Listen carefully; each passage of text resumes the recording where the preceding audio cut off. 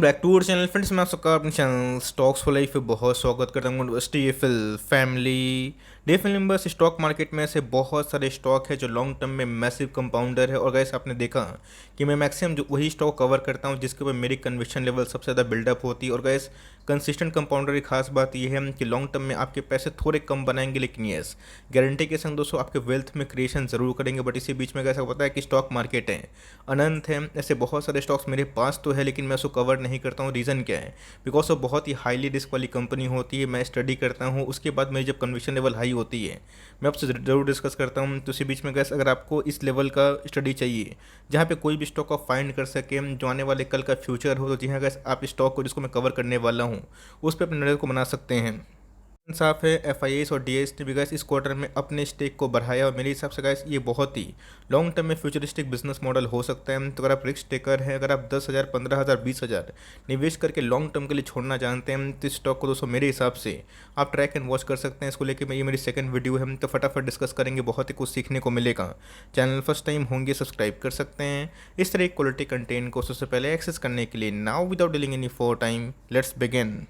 कुछ से पता है कि ऐसे बहुत सारे सेक्टर्स हैं जो सिक्लिकल हमें देखने को मिलते हैं। और गैस मैं सिक्लिकल स्टॉक को थोड़ा कम पसंद करता हूं, लेकिन यस अभी के टाइम दोस्तों आपने देखा कि ऐसे बहुत सारे स्टॉक्स ने मैसिव पैसे बनाए। जितने भी ग्रीन एनर्जी वाले स्टॉक्स हैं अभी के टाइम काफ़ी अच्छा परफॉर्म कर रहे हैं। टाटा पावर की बात की जाए, फिर न जाने कितने सारे स्टॉक्स की बात की जाए जिसमें इनोवेशन का कमाल हो सकता है। गैस उसको मार्केट अभी के टाइम में अच्छा खासा प्रीमियम दे रहे हैं। इसके पहले गैस मैंने आपको इथेनॉल के बारे में बताया था।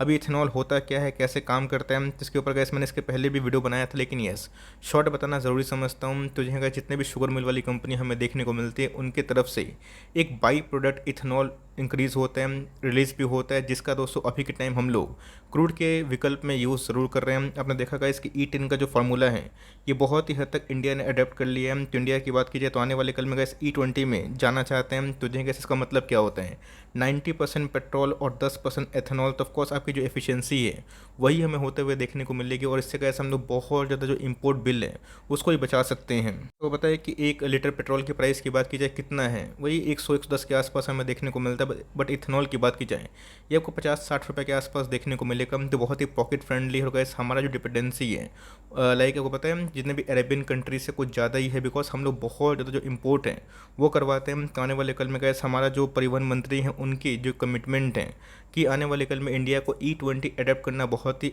आवश्यक है, जिसके वजह से हम लोग इन्वायरमेंट को क्लीन भी कर सकते हैं। तब कोर्स का शुगर जो इंडस्ट्री है मुझे बहुत पसंद नहीं थी, बट ये सभी के टाइम में गैस जो रिवोल्यूशन हमें देखने को मिल रहे हैं तो आप इसको हल्के में ले सकते हैं। नहीं हम इथेनॉल की बात की जाए तो जी गैस आपको पता है कि जितने भी व्हीकल्स हैं ये कंप्लाइंट हो पाए, इसके वजह से गैस लॉन्ग टर्म में एक बहुत बड़ा गेम चेंजर हो सकता है। और मेरे हिसाब से गैस जो इथेनॉल बेस पे कंपनी काम करती है उसको आप अभी के टाइम में हल्के में ना लें।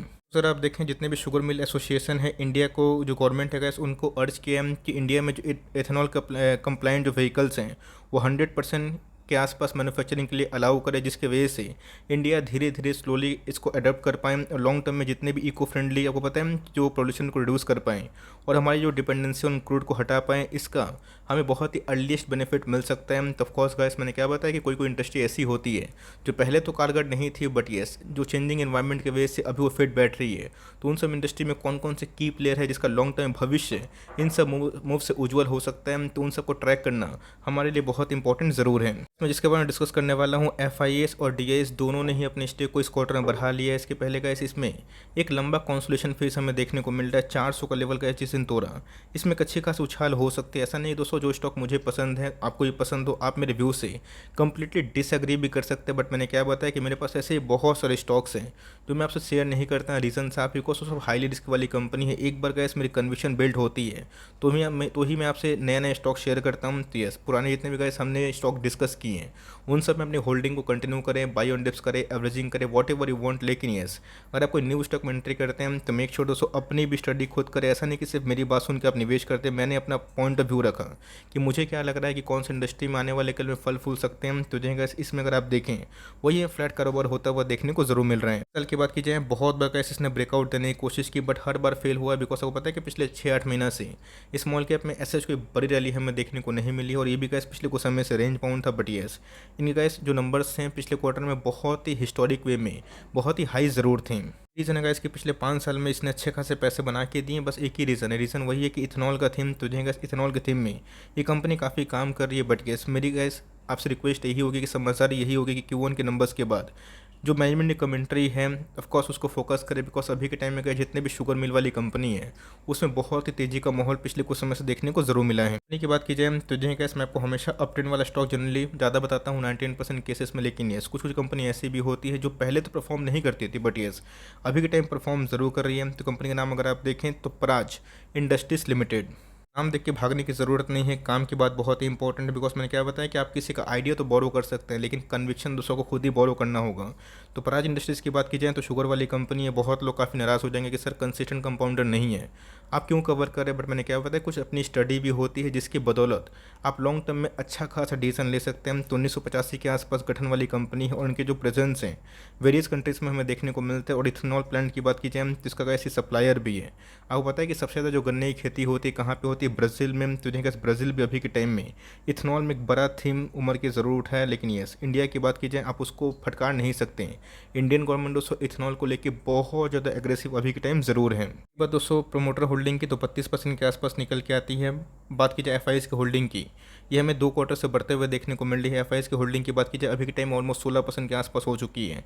2% के आसपास इंक्रीज़ है। डीएस की होल्डिंग की बात की जाए ये भी इंक्रीज़ होते हुए देखने को मिल रही है। पब्लिक अगर आप देखें इनकी होल्डिंग पिछले कुछ समय से काफ़ी कम हो चुकी है। तभी भी अधिकांश जो होल्डिंग है वो नेगेटिव पब्लिक के पास ही ज़्यादा है। बट मेरे हिसाब से कैसे अगर आप इसमें 10,000 20,000 बहुत बड़ा निवेश नहीं करते हैं ऐसा नहीं कि वो कंपनी नहीं चले तो फाइनेंशियल लॉस में आप पागल हो जाएं। तो ऑफकोर्स इस कंपनी को आप हर एक क्वार्टर में ट्रैक एंड वॉच कर सकते हैं। आपसे बताना चाहता हूँ इस कंपनी छोटी है तो रिस्की ज़रूर है। तो ये मत सोचिएगा कि आपको एशियन पेंट की तरह बर्जर पेंट की तरह पॉलीकैब की तरह हेवल्स की तरह आपके पैसे सेफ रखेंगे। येस काफ़ी उतार चढ़ाव होते हैं। छोटी कंपनी अगर आपको रिस्क लेना है इस कंपनी में आप ट्रैक एंड वॉच कर सकते हैं। ऑलरेडी कैसे अपने ऑल टाइम ऐसे मैसेज डिस्काउंट में नहीं है बिकॉज पिछले कुछ समय से इसमें हर डिप बाई हो चुका है। रही बात प्राइस टूर्निंग की 50 के आसपास है। लेकिन येस अपनी इंडस्ट्री पे से इसे काफ़ी महंगा इसके पीछे का रीज़न भी है बिकॉज कंपनी के अंदर जो ROC है और ROE है ये भी अच्छी खासी प्रोड्यूस होते हुए देखने को ज़रूर मिल रही है। क्वार्टर की बात की जाए तो जो है बताने की आवश्यकता नहीं है कितने कमाल के नंबर्स का इस कंपनी ने ईयरली बेसिस पे फिर क्वार्टरली बेसिस पे पेश किया था। और जो थीम है इसके वजह से कंपनी को लॉन्ग टर्म में बहुत ही बेनिफिट मिलेगा। कंपनी के प्रॉफिट की बात की जाए तो हाईएस्ट एवर हमें लास्ट क्वार्टर में देखने को ज़रूर मिले थे। क्वार्टरली बेसिस में गाइस उसमें जम था और ईयरली बेसिस में भी हमें मैसिव जम देखने को ज़रूर मिली थी। अगर आप देखें ईयरली सेल्स के बारे में तो जो है गाइस वही फ्लैट हमें देखने को मिल रहे थे। अचानक से एक तेज़ी का माहौल था बिकॉज 2022 के बाद 2021 के बाद गवर्नमेंट का जो फोकस है इथेनॉल थीम पे काफ़ी पड़ता हुआ देखने को मिल रहा है। बट येस इसके पहले गाइस कंपनी जो रेंज बाउंड परफॉर्मेंस हमें देखने को ज़रूर मिला है। तो कंपनी की बात की जाए अभी भी गाइस थोड़ा सा वैल्यूएशंस के वाइज अपने पीयर से महंगा ज़रूर है। तो मैं आपको इनकरेज करूँगा Q1 के नंबर्स देखें इस थीम को स्टडी करें। अगर आपको ओके लगता है देन ओके वरना दोस्तों आप चाहें तो इसको छोड़ के और जो ऑप्शन अवेलेबल है जो हम डिस्कस करते हैं उस पर भी निवेश कर सकते हो। तो दोस्तों कंपनी की इधर पे ये है कि कंपनी शुगर इंडस्ट्री होने के बावजूद भी अपने ऊपर बोरविंग्स का बहुत बड़ा दबाव नहीं दिखाती है। रही बात रिजर्व्स की वही हमें 900 करोड़ के आसपास दिखाई पड़ते हैं। बट बोरविंग्स की बात की जाए बहुत बड़ी बोरविंग्स नहीं है। अगर आप देखिए 1 मंथ के चार्ट पे अगर आप देखें तो इधर पे पिछले कुछ समय से एकदम रेंज बाउंड कंडीशन होते हुए देखने को मिल रही है। वही 320 से लेकर 400 के आसपास इसने बहुत ही लंबा कॉन्सोलेशन ज़रूर दिखाया है। तो इस क्वार्टर में नंबर्स धमाकेदार होते हैं तेज़ी का माहौल हो सकता है। सिर्फ तेज़ी का माहौल देख के निवेश करना सही नहीं है। प्राइस भाग जाएगा उसमें आप कुछ कमाएंगे नहीं। हाँ 2 पैसा आप कमा लेंगे लेकिन कन्विक्शन और आइडिया नहीं कमा पाएंगे। तो इसलिए कैसे इसको स्टडी करें। और आपके पास कोई भी स्टॉक है जो इथेनॉल के थीम में काम कर रहे हैं तो सबको होल्ड करें। बलरामपुर चीनी भी एक गुड ऑप्शन है। बट येस पराज इंडस्ट्री दोस्तों पिछले कुछ समय से कंसिस्टेंट परफॉर्मेंस ज़रूर कर रहे हैं। तो पिछले कुछ समय से इस स्टॉक काफ़ी ओवरबॉट जोन पे जा चुका था। अभी के टाइम थोड़ा सा ठीक ठाक एवरेजिंग करने का प्रयास अगर आपको मिलता है निचले भाव पे तो आप कर सकते हैं। बट येस Q1 के नंबर्स के बाद आप डिसाइड कर सकते हैं। बट अगर आप अभी निवेश करते हैं तो मेक श्योर 5,000 10,000 निवेश करके फॉर लॉन्ग टर्म छोड़ दे। अगर आपको 5,000 महंगा लगता है 1,000 में निवेश कर सकते हैं अगर आपको इस कंपनी पे फेथ है और इसके जो मैनेजमेंट है उसके साथ साथ इस इंडस्ट्री में फेथ है। तो मेरे एफर्ट आपके लिए हेल्पफुल था। कंटेंट सही लगा तो लाइक ज़रूर करिएगा। चैनल फर्स्ट टाइम होंगे तो यहाँ से सब्सक्राइब करना भूलिएगा। फर्दर कोई डाउट है ज़रूर ड्रॉप कर सकते हैं। कुछ रिव्यू चाहिए उसका भी नाम ड्रॉप करना भूलिएगा। I would love to make a video on your demand. Guys मिलते हैं जल्दी ही, तब तक के लिए bye. Thanks for listening friends. God bless you all.